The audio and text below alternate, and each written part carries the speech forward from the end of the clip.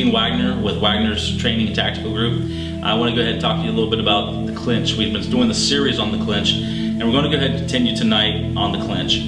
Whenever the clinch happens, you're in a bad situation. You've had a bad day. At this point in time, people say, well, can it really happen? Will that happen? There's a lot of grapplers, a lot of wrestlers, a lot of jiu-jitsu guys, a lot of MMA guys that do the clinch.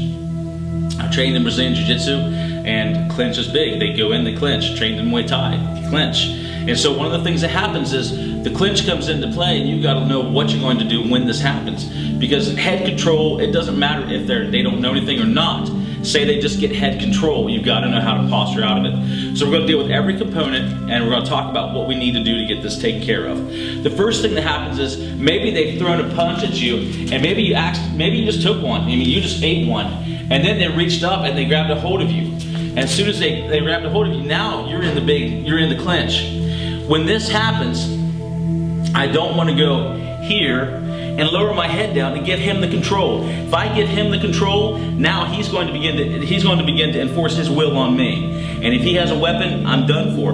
So at this point in time, I've got to monitor that back hand, because right now, that hand is the one that's dangerous. He also has knees that are accessible, that he can knee me if he wanted to. But my main concern is the weapon. What if he has a weapon? I will treat every encounter with a clinch as if he has a weapon. So at this point in time, what I'm going to do is I'm going to stiff arm and straighten out that hand, and really just kind of monitor that hand, so that if he does have a weapon, I'm able to control him, or at least that arm. Once I do that, I'm going to begin to take this hand, I'm going to begin to look up with my head, just kind of posture up, and so that way he does not have control of me. As I do that, I'm going to reach in through and grab. That way I can begin to grab and have maintain control of him. Now I'll throw some knees, I'll do different things like this, but I'm always monitoring this back hand because I don't know what it has.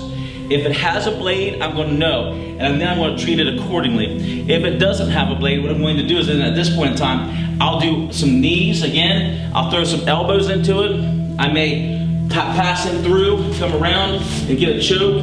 What different things that I'm going to do to be able to get him situated to where now I can control him and enforce my will on him. So when the clinch happens, okay, from this side, I'm just simply monitoring, and I'm going to begin to use this hand. If I can even use this hand and posture up and even bring him here, smack.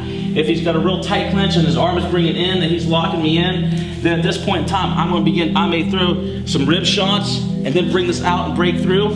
Once I bring this out and break through, again, throw some knees, monitor this hand, knowing what's in this. If I, again, pass this through, all I'm going to do is just going to tuck this and bring it right through. So what I'm doing is I'm coming right around and I'm getting control of the head. I'm spinning. If I need to spin him and move him right on around, take him right on down, I have all this stuff that's accessible. I have the back, I can hit to the spine, knee to the spine, different things like that.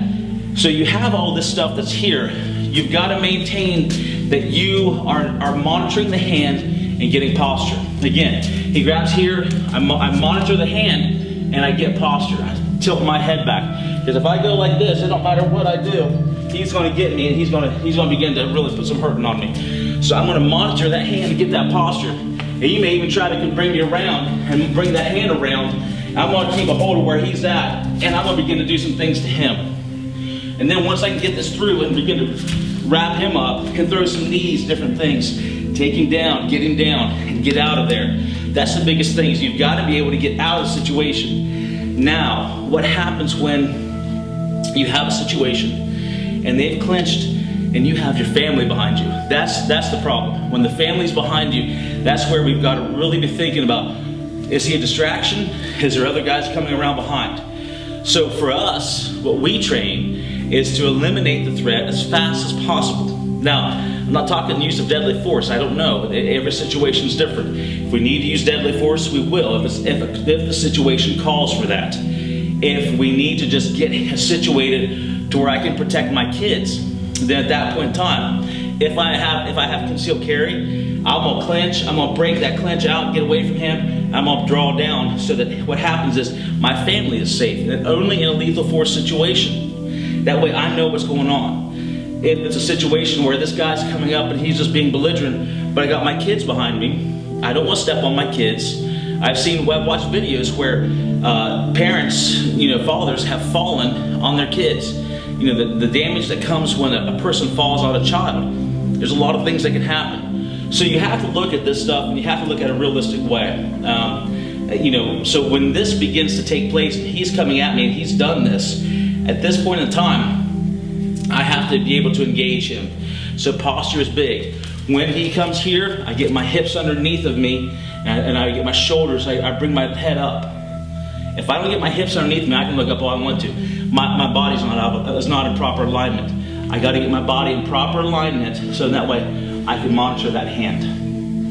So as we're doing this, as you're going through this, look at what you can do. So if you're going to do this, you want to make sure that you're maintaining your body posture is right, and you're monitoring that hand. You're being able to break through, being able to grab a hold. You've got different things you can do. If it's an empty hand situation, again, throw those knees, get him down, watch what's going on around you. If you got people coming around you, you need to use him to push him into them, okay? And what we do in Modern Kajukenpo, we call it stacking. I want to get, if I've got somebody else coming at me, I'm going to move him around to where now that person is not able to get through me, or through him, to me. If I got family, believe me, at that point in time, I'm going to push him, I'm going to drive him around, I'm going to push him back into somebody. That way, I can get my family and get situated where I can have a better chance to survive. And that's the whole goal we do, is what we're trained to survive.